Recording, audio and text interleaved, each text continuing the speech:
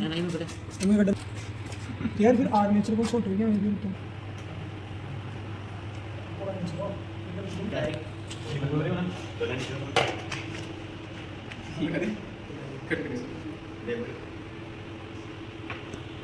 और एक है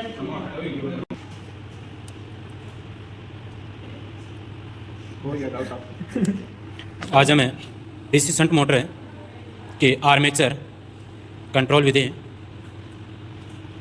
जिसके अंदर एक रियोस्टेट 400 ओम, एक एम्पियर मीटर है, एक वोल्ट मीटर, एक 3 पॉइंट स्टार्टर, एक डीसी शंट मोटर है, जिसके अंदर आर्मेचर को रियोस्टेट से कंट्रोल किया है और जिसकी गति को नियंत्रित करेंगे हम रियोस्टेट के द्वारा। इससे पहले वाली क्लास में हमने फील्ड को कंट्रोल किया था। आज हम जो कंट्रोल करेंगे वो करेंगे आर्मेचर को। अभी कनेक्शन हो चुका है। अभी हमें डीसी शंट मोटर को ऑपरेट करके देखेंगे और अपने रियोस्टेट से इसकी गति को नियंत्रित करेंगे और अलग अलग स्थिति में इसके गति को याद करेंगे टेकोमीटर की सहायता से। अपनी मशीन को ऑन करेंगे, मेन स्विच को ऑन करते हैं और मेन स्विच को ऑन करते हैं अपनी सप्लाई यहाँ पे वोल्टमीटर के अंदर प्रदर्शित हो चुकी है। और जैसे ही हम अपने स्टार्टर को ऑन करते हैं और ऑन करते हैं तो यहाँ पे अपने एम्पियर मीटर के अंदर ऑन कीजिए, एम्पियर मीटर कार्य कर रहा है।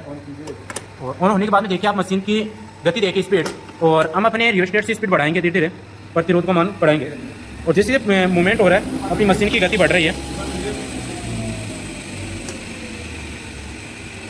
यानी इसके अंदर एक चीज़ नोट की है हमने कि जैसे जैसे हम इसके अंदर प्रतिरोध का मान घटा रहे हैं, इसके अंदर जैसे जैसे प्रतिरोध का मान घटा रहे हैं आर्मेचर के अंदर, तो इसके अंदर स्पीड बढ़ रही है। ऑफ कीजिए, ऑफ कर दीजिए।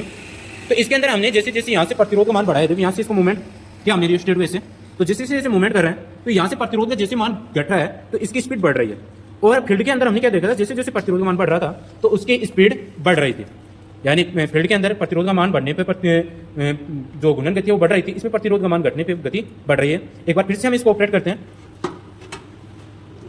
और नो वेरी गुड, ऑफ कीजिए। तो इस प्रकार से हमें इसके जो आर्मेचर को हमने आज कंट्रोल किया है और टेकोमीटर की सहायता से भी इसको हम देखते हैं कि एक बार पूर्ण प्रतिरोध पे कितना इसका जो घूर्णन गति है।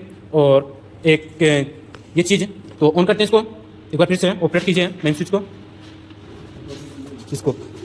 ये टेकोमीटर है, टेकोमीटर से हम जैसे कि याद कर रहे हैं, देखो आप देख पा रहे हैं स्पीड इसके अंदर जैसे स्पीड बढ़ा रहे हैं तो देखो आरपीएम इसमें बढ़ रही है, स्पीड घटा रहे हैं, धीरे धीरे घटाइए स्पीड, जैसे स्पीड घटा रहे हैं तो आरपीएम भी घट रहा है।